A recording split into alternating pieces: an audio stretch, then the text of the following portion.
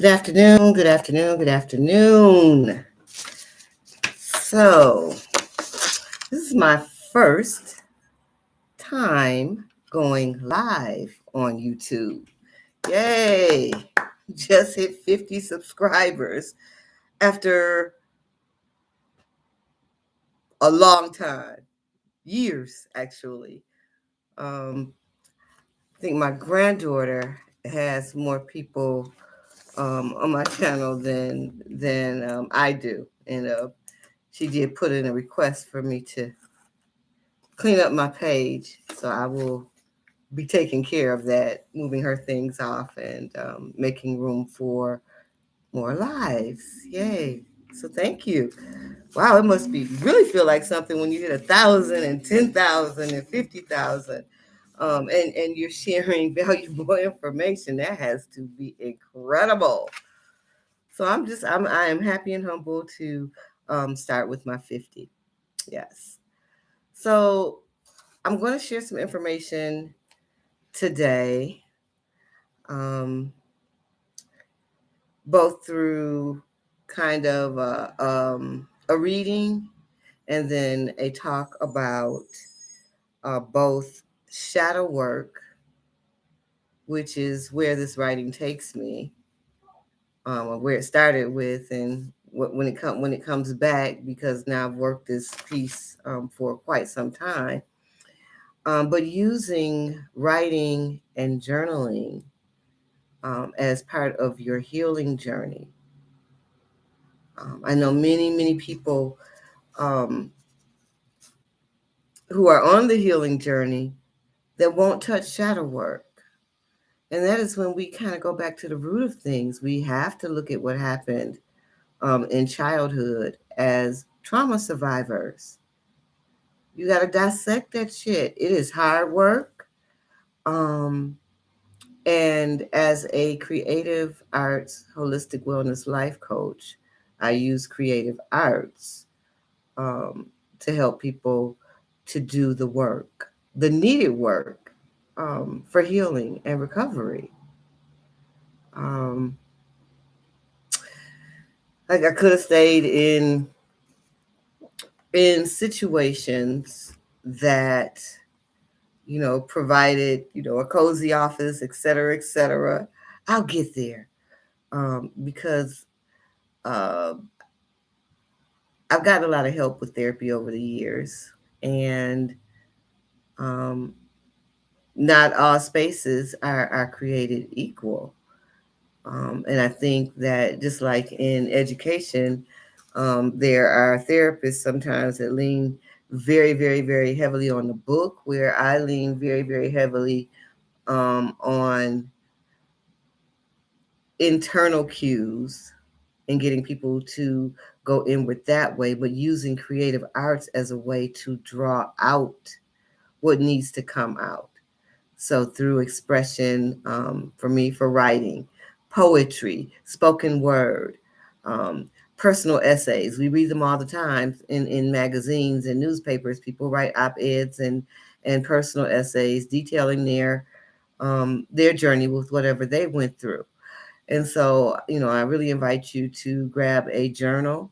You can order one offline, get it, deck it out if you want to, or head to the dollar store and get a notebook. Either works, either or, because this is where you are putting your thoughts, your feelings, your emotions. Um, and a lot of times for me, that has allowed me, just that writing process, just even free writing, allows me to process some things. And I generally kind of, move through the situation while I'm writing, so that when I'm done, whether that's a page or 10 pages or 15 minutes or, an hour, when I get to the other side, I am generally more calm, or calmer than when I started. Um, and maybe that's something for me that has just, honed over time, because um, as I said in the description, I have been journaling definitely since fifth grade, maybe fourth or third. I can't remember exactly when I got my first diary, but I would imagine it started there, but by fifth grade, it was a very consistent thing or something that I did with consistency. So I am going into my notes here. So this was titled Trauma Informed Writing and Why It Works for Me with Imani Williams. So it works for me. And I know that it also works for other trauma survivors who dig into it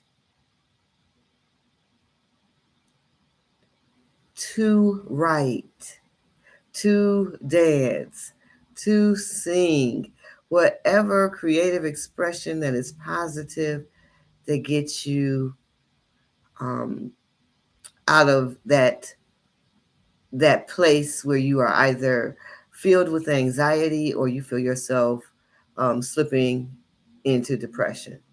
Because we have to talk about these things. They are real. To not do so, to not um, acknowledge what comes with survivorship is to do a disservice to survivors and those trying to working to rebuild their lives.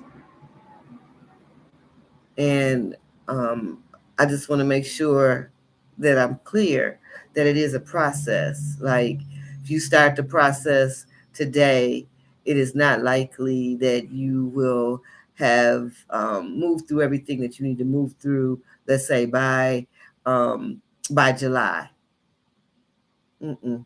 Especially if you're just starting, especially if something triggered you and, a memory came up and came out. And something just came to my mind and I'm going to share. So years ago, um, maybe 2006 or maybe, no, maybe 2004, 2005, somewhere in there. Um, I took a poetry workshop at home in Detroit at the Scarab Club, and a lot of feelings were arising and coming up with that workshop that um, were kind of triggering um, because I'm not the only person that has a survivorship here, and so we people share different things, and I just recall feeling like safe spaces are needed. And and in that poetry workshop, not everybody was female, not everybody was a person of color, um, and not everybody had the same or had experienced trauma through sexual abuse or assault. So that was the other thing. But there's rarely just one. And so I know who I gravitate towards. So I'm listening um, as people share their stories and feelings and memories are coming up for me.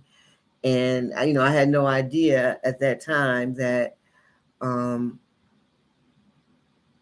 writing on the experience would be as healing as it has been. So in remembering and recalling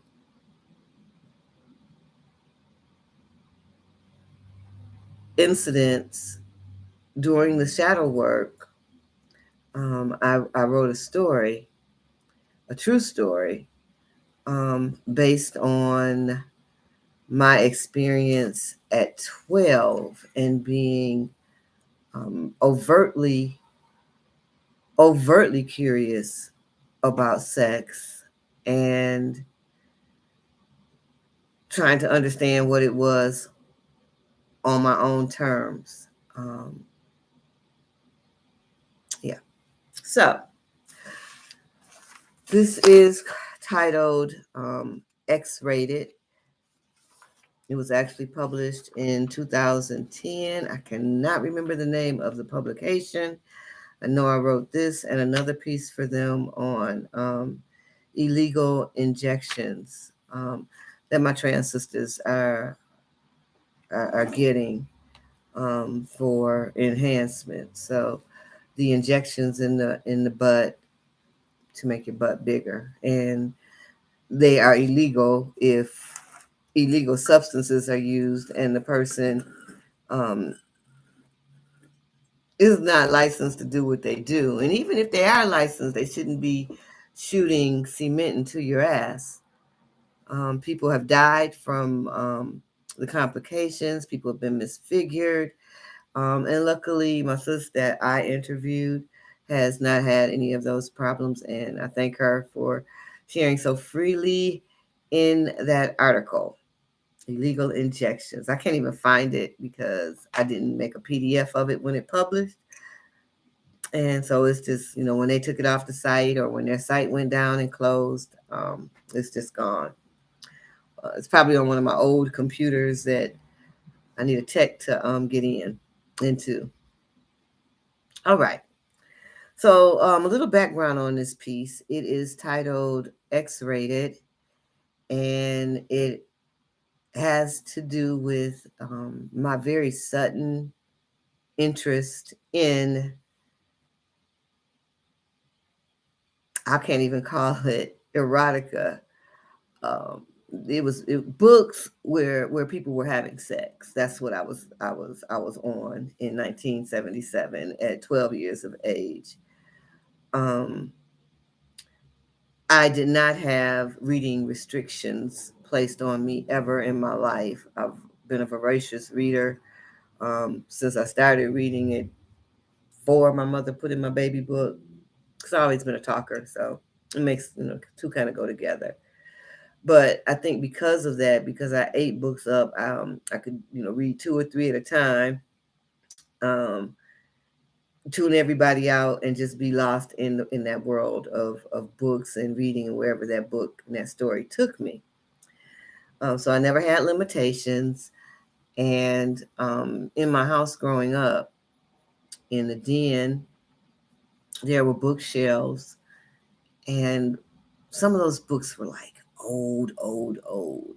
Like my parents bought the house the year I was born in '64, and I don't think that the previous owners moved out some of those like encyclopedia books, but then there were everything else was Black pretty much in there, Black authors. And I remember maybe at 11 or early in my 12th year, going up on one of the shelves and pulling down this really big, thick book. It was James Baldwin, Giovanni's Room.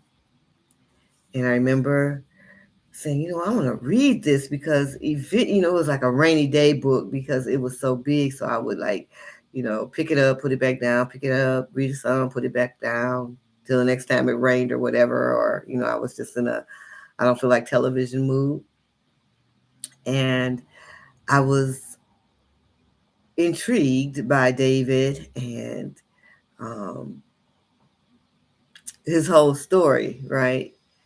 And there was sex in that book, I remember. And then soon after I went to babysit, and the couple I was babysitting for, the husband he had the whole Donald Goines. He had the whole Donald Goines collection, right? And I read probably till they came home, and then I had to find me some Donald Goines books. My mother would not buy that for me, those particular books for me, but I was not prohibited from reading them like some of my friends were.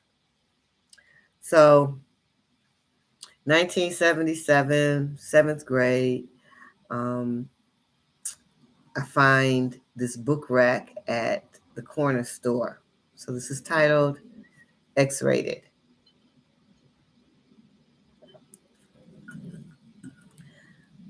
I tried to ignore the rack of books positioned between the front door and counter where the owner sat behind plexiglass.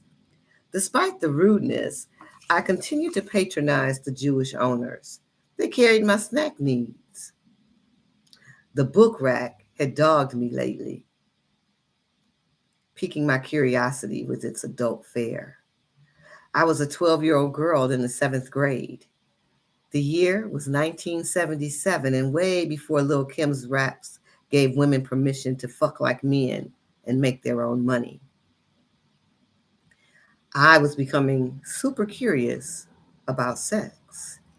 I wanted to know what it was all about. The shit made women and men crazy. People had been cut, lost their minds, and ended family relations to get some good stuff. My friends who decided to experience sex and intimacy for themselves made it sound so exclusive, telling me, girl, you don't want all this heartache. I'd hear about positions and loving and fucking, deep petting that almost always led to some coochie getting eaten out, followed up with some long strokes.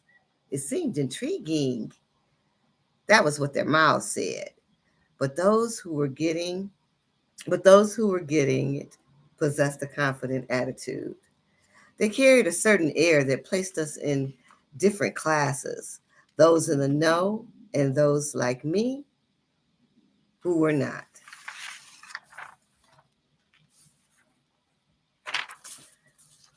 Oh, not in order. I felt left out the same way I'd felt waiting for my period to come. It seems a bit odd that I would read something as universal as, Are you there, God? It's me, Margaret, with the rest of pubescent girls my age, while having such grown ass thoughts and tendencies. I was anticipating the monthly cramps to bond with the older friends I hung out with. I hadn't even been kissed yet. I wanted to be bold, sassy, and sexy, but unfortunately, I was going about it on preteen intuition. As I walked into the store, the book rack called out to me. I had the $2.25 in my tube shaped purse to cover my purchase. The problem was, I wasn't sure if they would sell to a minor. Adults talked, and because my mother shopped here too, I had to factor in the possibility of her finding out.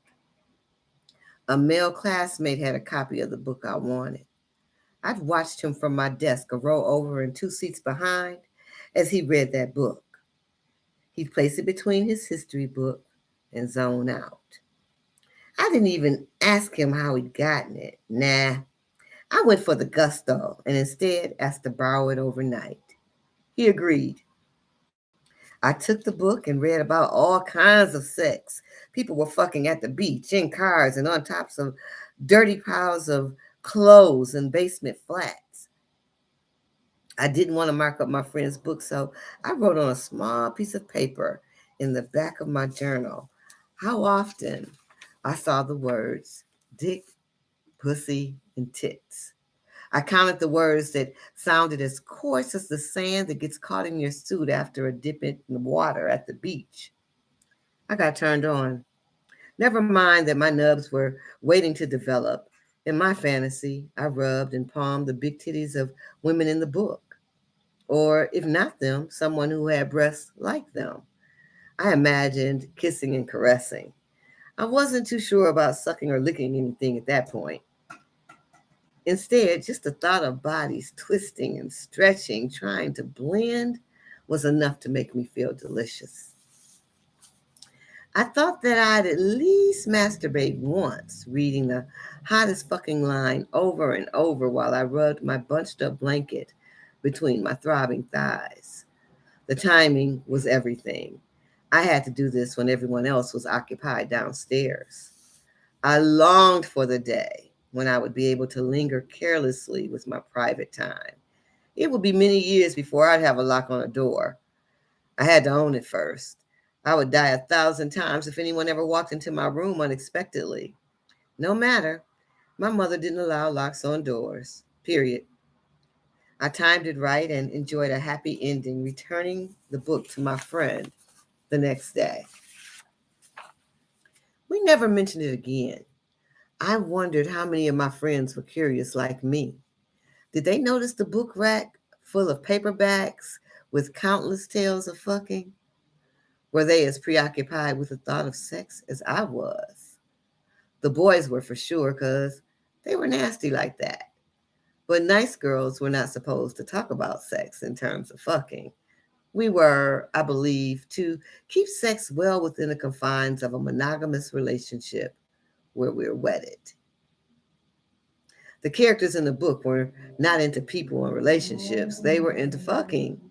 Even my older friends who were sexually active had boyfriends. Those that fucked sans the title of girlfriend were at risk of being labeled hoes.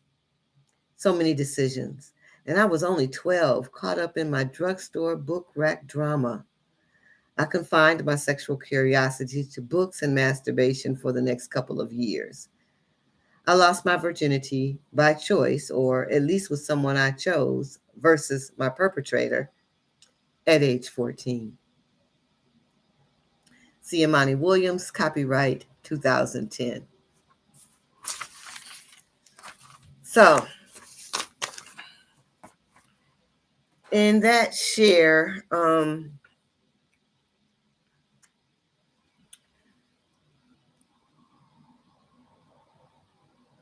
I obviously went back to what I felt like at 12, my curiosity around what sex was or wasn't, and what um, my role, or I have to say girl, I was a girl or a woman's role is in that situation. I, so for me as a survivor of childhood sexual abuse, or CSA, um, I don't know that I ever subscribed to um, or expected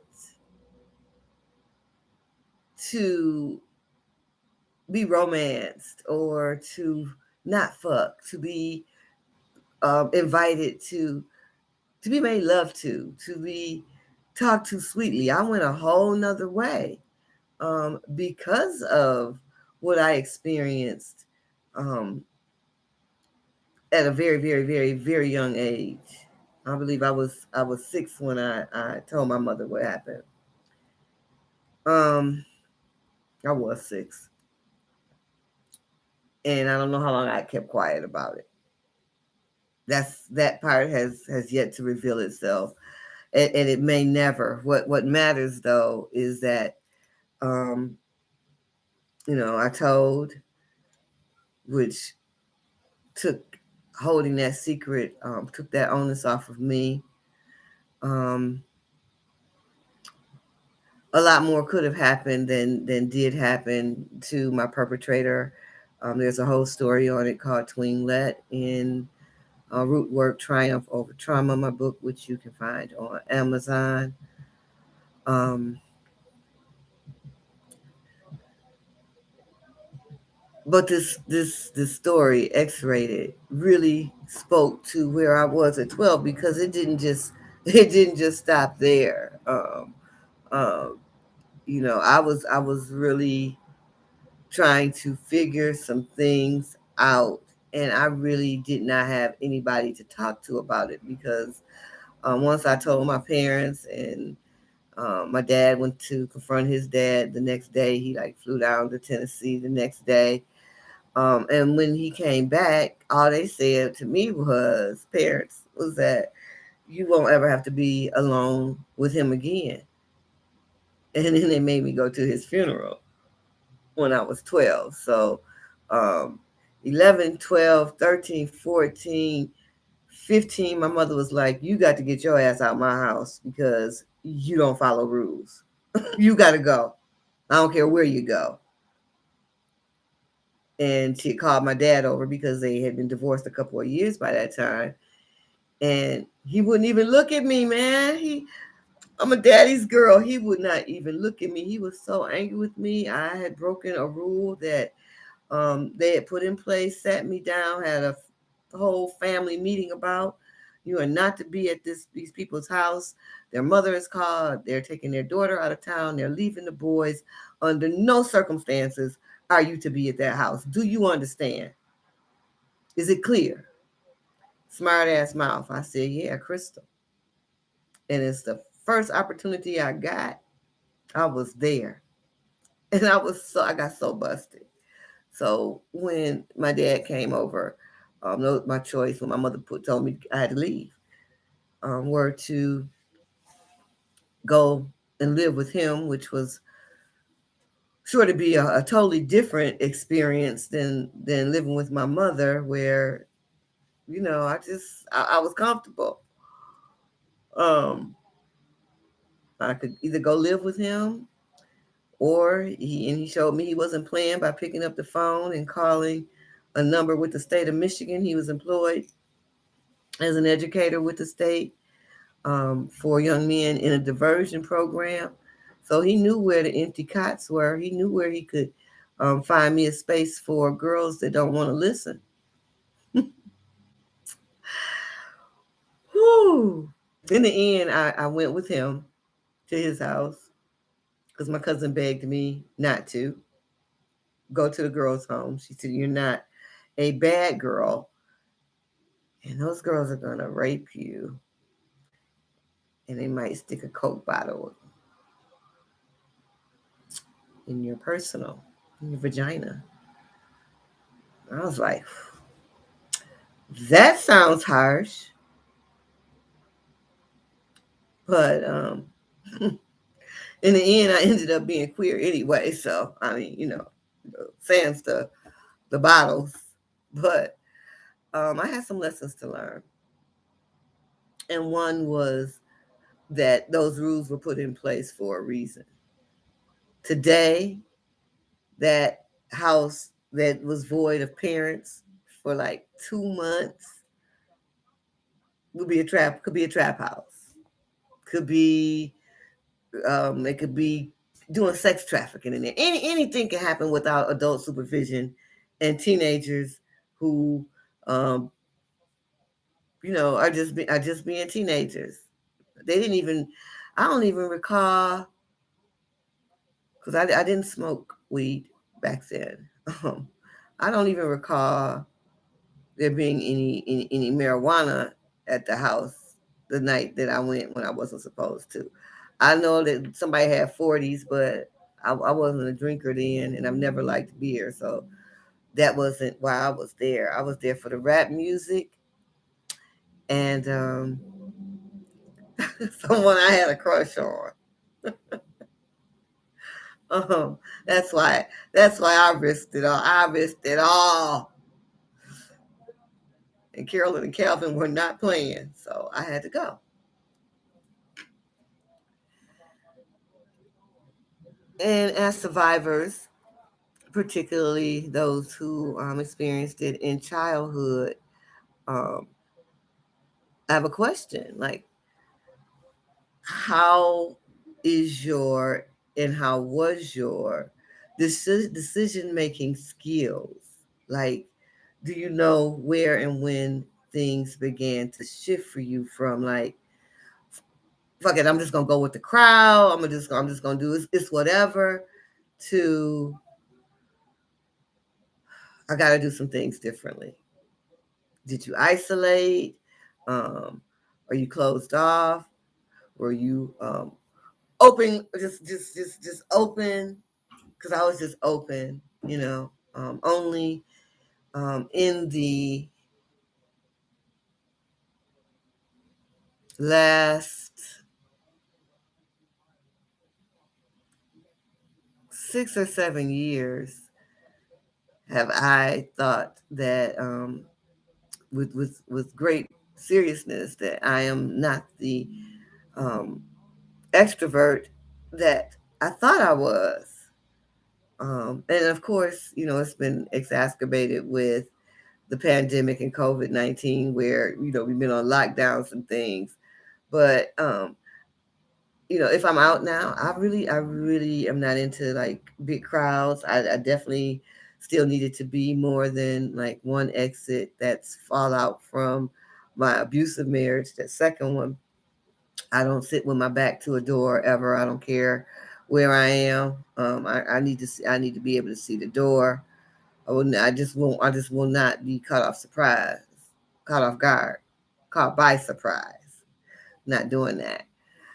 Um, so some of these things, stay with us, even as we heal. So I'm gonna take it back to the shadow work and the writing and the journaling. Again, I don't care what you use to give yourself permission to walk through that door, to do the work for your self healing and your self growth, as long as it's positive. And positive doesn't mean it's not going to be hard. It doesn't mean it's not going to hurt. We are literally, when we are doing this work, we are literally taking an onion and pulling it back layer by layer by layer. And the shit is painful. It can hurt. But at the other side of it, you get these benefits of um, you acknowledge yourself, you acknowledge your feelings, you acknowledge that you are somebody and that you are worthy of so much more than you've given yourself credit for, so much more than um, you settled for when somebody threw you a scrap of this or a scrap of that. So, truth be told, um, I prefer my company to that of bullshit. Where before, particularly when I was drinking 17 years ago, shoot, if you was cute and you had body, you was a dude, and you had a six pack, you was a sister stacked up, and you had some intellectual swag, because I am a sapiosexual. I'm turned on by like smarts, by brilliance, even if it's nerdy. But you into it, I could sit and listen, right? Because I write stories in my head all day. I love talking to people that are able to express themselves in a multitude of ways. So I just want you to be good to yourself. I want you to get to this side of it. Um, to this side of it. And this side of it does not mean that there is not still work to be done. I'll probably always be on a healing journey because I feel like I missed out on so many things. Just um, hell, um, I spent a long ass time drinking from um, how does my youngest daughter. Um, like I'm trying to I'm trying to see what year it was when she was in second grade. But anyway, from the time she was in second grade and she called me out because I was putting my daily 2 bottles of champagne in the freezer to chill. She came up behind me and she's like, "Mommy, can I ask you something?" And I was like, "Of course." She said, "Are you an alcoholic?" Because we talked about that in Dare. I had signed up for my girls to do the Dare after school program. Um, One of the most least effective programs ever run and funded in this country, but you know, it was a legit question, nevertheless. Um, of course, I told her no, I wasn't, but and I may not have been at that point, but I was on my way. I was on my way. Um, and so I give thanks for the creator for just taking that taste away because I was something else with some champagne or Long Island, or 2, or 3. Because the alcoholic, if you were like I was, you don't know the bottom of a bottle. It doesn't matter. And we could love. I would love to sit and talk with you, and we could drink. But I was selfish with it too. You had to have your own. Well, none cute about that. So find the positive coping skills. Um, I go into the domestic violence, intimate partner violence, reclaiming your voice piece in the freebie. You can grab it in the link below because it's just far, far, far too many of you in these toxic situations. You're giving up your voice, your autonomy, you supporting things financially, spiritually, emotionally that aren't serving you, and you know it. If you are not being treated well and understand what your well needs to look like for you, because I hear, and I say this as someone um, with 11 in my 11th year of intentional celibacy, there's some of you, because I used to do it. There's some of you out here that think because you're getting sex down on a regular basis that shit is love. And when I say sex down, I mean I really hope that you are just taking your time with things. Um, Folks ain't springing new shit on you that causes you pain, um, unless you're into that. And I don't judge. I belong to Sex Addicts Anonymous, done some of everything.